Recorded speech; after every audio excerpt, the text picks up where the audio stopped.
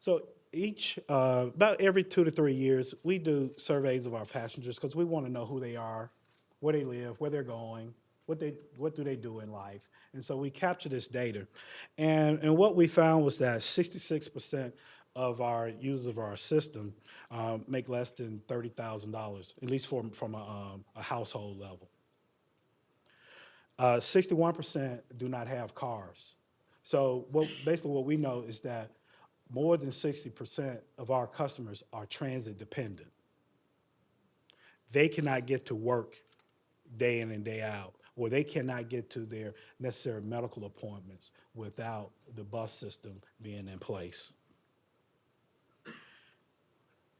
The other thing that was really strange for me was that more than 50% don't even have driver's license. That one caught me by surprise. And so we need to, as we continue to look at these numbers, we want to focus on how do we continue to improve our service delivery. More than 60% of our passengers are either in the retail or in the service industry.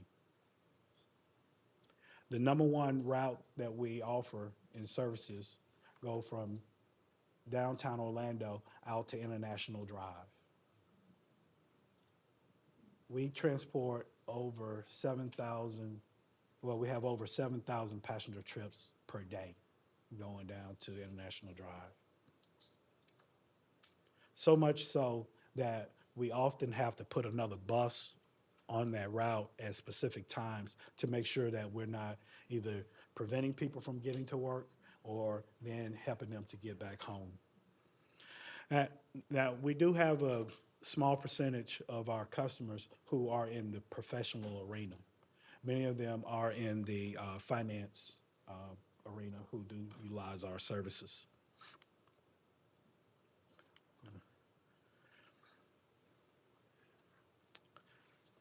So as we look at our households, there's certain metrics in the transit arena that we use to compare ourselves to other transit agencies around the country. But what we wanted to do here is just show you how our services line up with areas, excuse me, with areas that that seem to have a centralization of households that are considered to be low income. And you can see that our services almost cover those areas where they seem to be low income housing. But as we talk a little bit further here,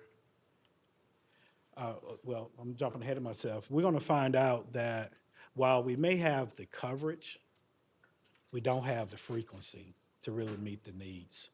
But with the current services that we have right now, for the areas where people who are considered to be living in, wow, that little man jumped out of there nowhere, didn't he?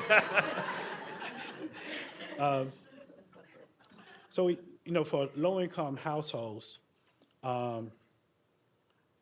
you can get to one of what we consider our activity centers, downtown Orlando, down on International Drive, to the theme park areas, out in the UCF area. 90% of our low-income household residents can get to a destination in 90 minutes by taking the bus. Now, there are many who it takes a lot longer than that. That is a problem. That is a concern. When we think about our commute from home to work every day, most times it may take us 30 minutes. Getting back home in the evening might be a little more difficult.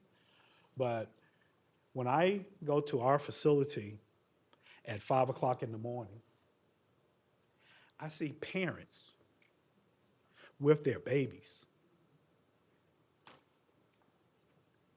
taking them to daycare and then going to work. What if we had to do that day in and day out? That means they had to start at 4 o'clock in the morning. Then they got to start all the way back over and go back home. We don't suffer through that. We have to make a change. We've got to find better ways of moving people around. The sacrifices that they make day in and day out to do the very things that we say we're supposed to do in society. I get a little emotional about that. 50% of the people can get to an activity center within 30 minutes. But those are people who live fairly close to their work environment.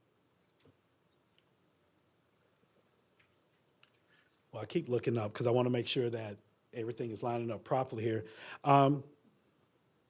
So our services start at the first bus goes out at about 3:24 in the a.m.